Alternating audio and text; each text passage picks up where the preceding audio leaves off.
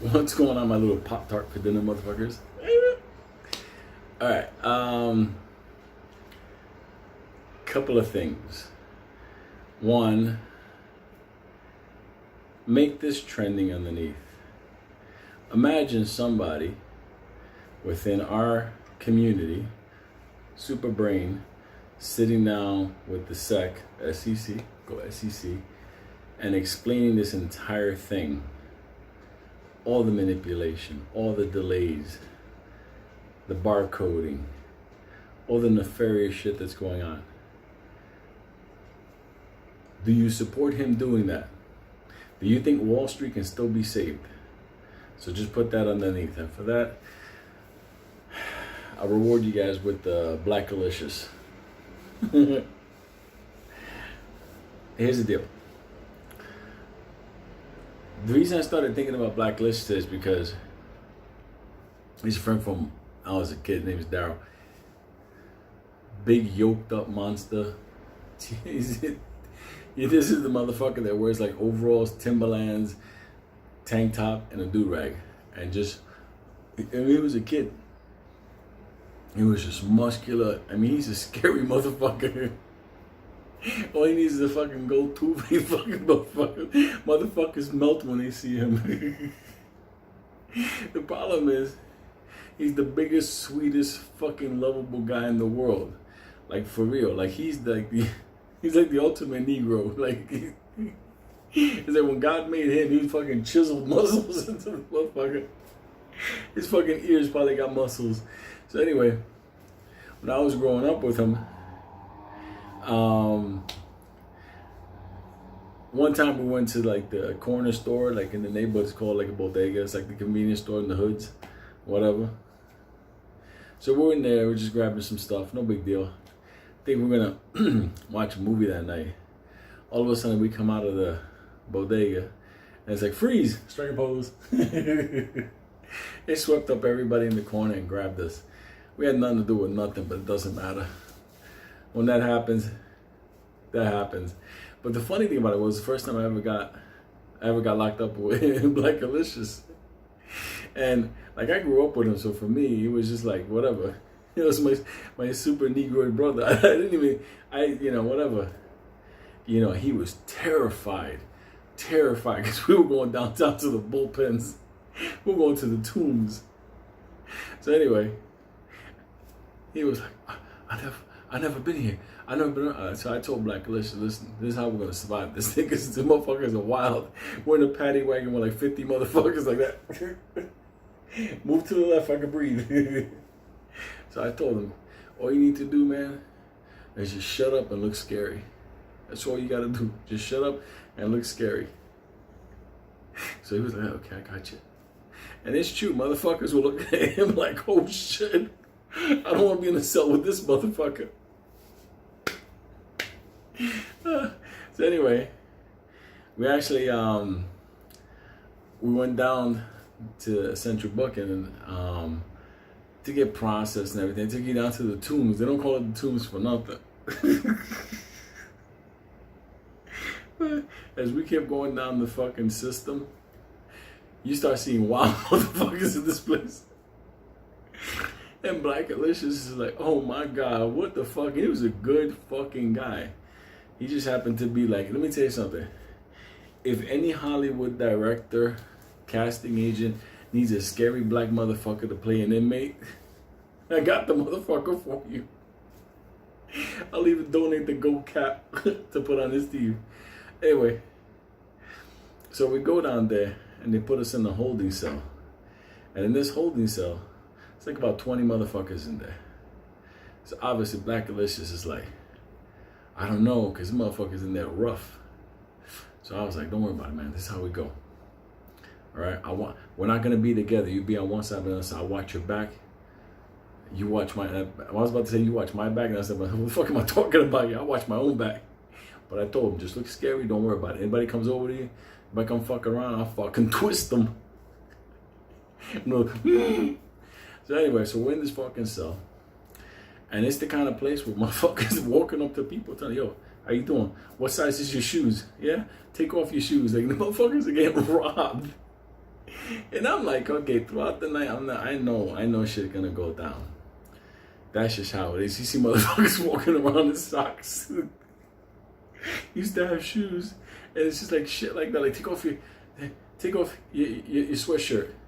Like motherfuckers are doing stone cold robberies and this thing. And BLACKALICIOUS is like, and I'm telling BD, listen, you fucking stay calm, man. I got you, man. Don't worry about it. Anybody even make a move, I'm gonna fucking ninja the fuck out of them. Also, about 3 hours later, this one motherfucker comes in, and I don't know what movie he's seen. When the cell opens up, he comes in. He tells everybody, I'm gonna tell everybody right fucking now. Anybody fuck with me, I'm gonna kill them and whatever. Fuck it, whatever. So anyway, he comes over to sit on the bench next to me. He tells this motherfucker next to me, get off the bench, this is my fucking bench. Motherfucker got off the bench. He sits on the bench. He looks over to me. I just told the motherfucker, I will pull your fucking spine out. Don't even fucking go there. Anyway, he fucking understood. I will fucking twist him. All of a sudden, I look across the cell. I see BLACKALICIOUS there. Like, he know I'm crazy. I'll fucking go to war with anybody. So I got Mr. Big Mouth shut the fuck up because he knows he's gonna be fucking one of those Jerry's kids. Hi, I'm messed up. If you can send $5 to Jerry. That's the biggest fucking scam in the world. Fucking Jerry collecting billions of dollars and nobody ever got cured. Fucking Jerry telling me, yeah, let's bring this kid out. Hi, Jerry. I used to watch it. I was like, that's kind of fucked up. He has all these fucking MS retards coming out and nobody's getting cured. Like, he don't even got like a half a clinic. It's whatever. I digress. So anyway, hanging in this fucking cell. Motherfucking robberies are going down, beatings are happening. BLACKALICIOUS is like fucking almost hyperventilating. And he's a fucking mongoloid. He's huge, man. He's like for real, like he looked like death coming anywhere, but it was the sweetest motherfucker in the world. He still is. Anyway, at around 1 something in the morning, must have been 1, 2 o'clock in the morning. I don't know, they took my watch one day. We're just fucking like whatever, counting fingers, whatever. All of a sudden, I hear a lot of commotion coming down the hallway. So I'm like, what the hell is that? All of a sudden, because BLACKALICIOUS is on the other side of the cell, he could see better. And I see him like tensing up. Like, what the fuck is coming? All of a sudden, they're bringing in this motherfucker. He had long hair. Biggest motherfucker I've ever seen. That he was bigger than Georgie. Biggest motherfucker that God ever created. He was like a Fijian, Samoan, Mexican. He just looked like he was ready to rip coconuts. And they bring him to the fucking cell, and they open that door. Get the fuck in there. Let me tell you something. That motherfucker, when he walked in, he didn't have to tell nobody to get off the bench. The full gay came out of people. This motherfucker, when he sat down on the bench, and his fucking hair is like hanging over his eyes. And he's there with these big fucking like sandals, like with what? That's like a wood sandal with like a leather strap over, like the kind of shit you probably buy in Hawaii. BLACKALICIOUS is looking at me. I'm like, chill, dog, chill. And he's looking at this big monster motherfucker. So no big deal. Monster's okay. He's calm. Tough guy next to me. He ain't opening up his mouth no more because he knows there's a monster in the room now. But everything's going good. So now it's like 3 o'clock in the morning. Okay? Now 3 o'clock in the morning, there's a guy next to him. He's dressed like a priest. Like the whole fucking collar and priest, whatever. He was running some scams like Jesus saves you, give me $5, whatever, and they arrested him.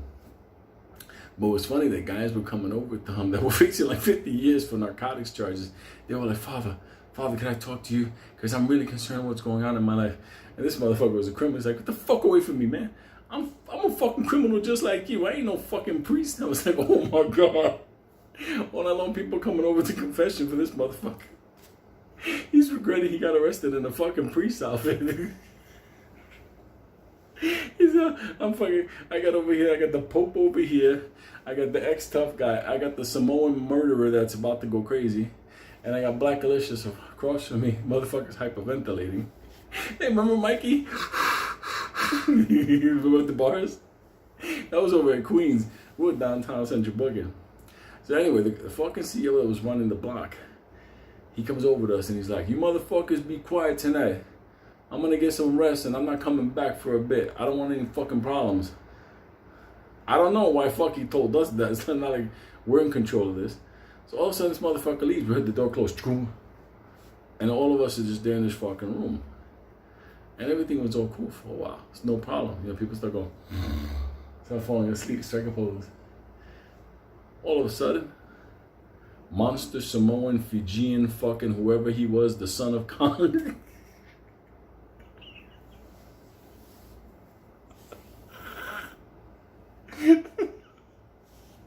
The fucking monster. He gets up. He has like a work shirt on, like a button on. He just rips his shirt the fuck off. He starts speaking Mongoloid like, who's the ball? He fucking ripped his shirt. Let me tell you something. All the black motherfuckers in that cell, their fucking soul left. Poof, shit was gone. Everybody became an instant fag. Like, oh my god. Transmifidite.com was born that night. And this motherfucker started pacing the fucking cell. People like that moving around. Oh, here he comes. And it was one guy, the fucking tough guy next to me. He was no talking. He was paranoid. He told this fucking Samoan monster, yo, dog, chill, man. Stop going on. And let me tell you something. I don't know if he knew English, but I think he thought that this guy was confronting him. He went right at him, like straight at him with those big ass fucking Monster Island hands.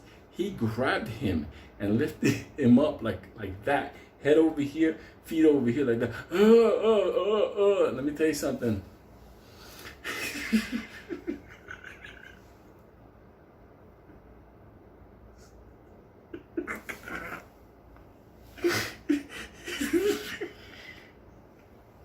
Let me tell you something.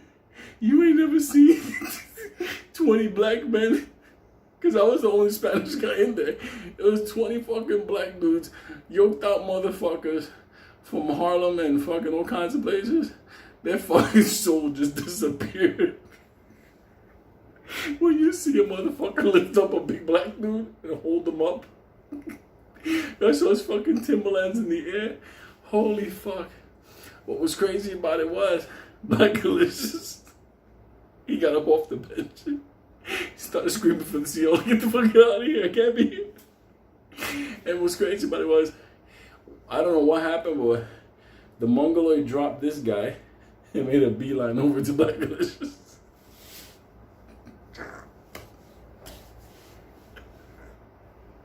In the process, he was going after him.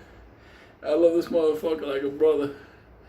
I jumped on this big Fijian motherfucker and I started the process of trying to choke him out from the back. His neck was so big and his head was so crazy. I couldn't get him to do the... I couldn't get my arm around him. He had a jaw that was like fucking granite. I couldn't lift him. So I grabbed his collar and started strangling him. Like literally like to put him to sleep. But this motherfucker was a monster. Blackalicious. Saw him coming. He just went like this. He passed the fuck out. I never saw a man faint before. He passed the fuck out. He fucking flatlined. He was on the fucking floor. He passed out. I'm here trying to fucking wrestle this fucking monster, trying to get him to lift up his chin so I could choke him to death. He had a big head. His head was so big because his head was right in front of my head and his head was like that big. It was like crazy. His ears were like over, like my ears are here, his ears were here. And I'm trying to kill this motherfucker. I'm on his back. And he's like freaking out. I don't know why he went after BLACKALICIOUS. BLACKALICIOUS is unconscious. This motherfucker look like he got shot and he's dead. He's like, he looked like a fucking like a Chicago shooting victim. All of a sudden, the guys in the cell knew he was coming after everybody. Even though we were technically opposites all that night, we all band together to fuck this motherfucker up. We had the priest. We had everybody fucking just hitting him and fucking him up. I was trying to choke him. I was slowing him down. I couldn't choke him. I couldn't get an angle at him. So I was machine gunning that fucking head like 50 fucking times. Motherfuckers were kicking him in the leg. The priest took off his shoe. He had one of those shoes with those like fucking, you know, those heels that when they walk like clack, clack, clack. He's beating this motherfucker. Sometimes he's hitting my forearm because I'm trying to choke him. We finally got this big Fijian motherfucker down to the ground. And the fucking beating he took, because he was crazy. He was like fucking like Michael Myers, like Jason type shit. We got him to the fucking ground. Let me tell you something. About 2 hours later, the COs come in and they look. Everybody get the fuck off that guy. And they're racing to open the door. We're like, fuck you, this motherfucker is not getting up. I literally, like, I fucking still had his collar, like, ready to kill this motherfucker. Motherfuckers are sleeping on his leg. Motherfuckers have his hands, like two motherfuckers holding his hand, like a big fucking paw. And across, we didn't let him go, but across the cell, BLACKALICIOUS.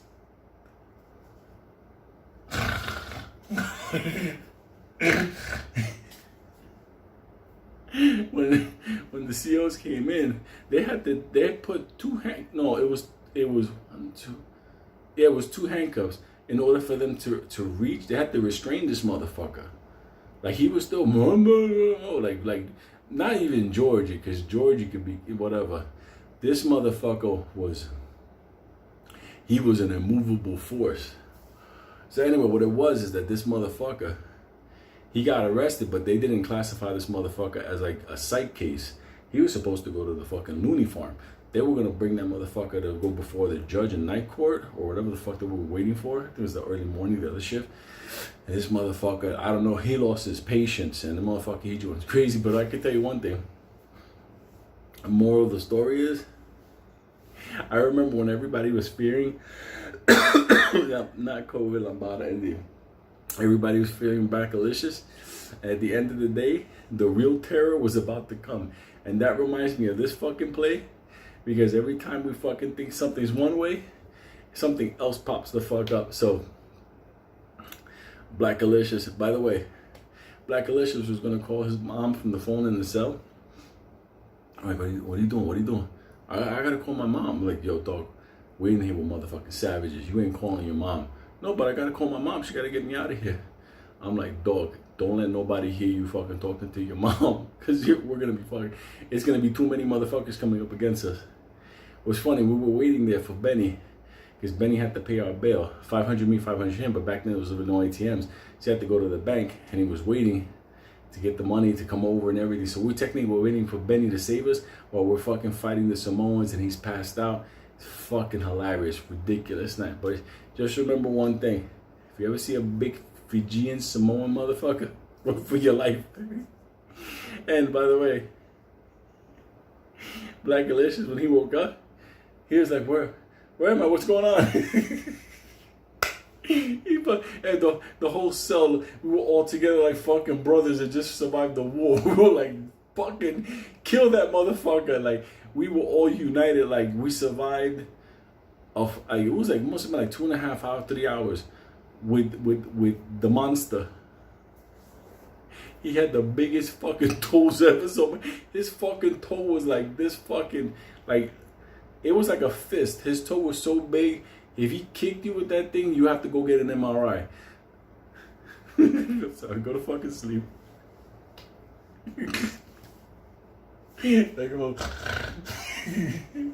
Imagine you would have been in that fucking cell. When he picked up that fucking black dude up and he held him. Let me tell you something. I heard motherfuckers screaming. And the fucking priest took off his fucking shoes and started trying to kill this motherfucker like he's trying to get Satan out of him. I'm gonna go to sleep. Fuck you.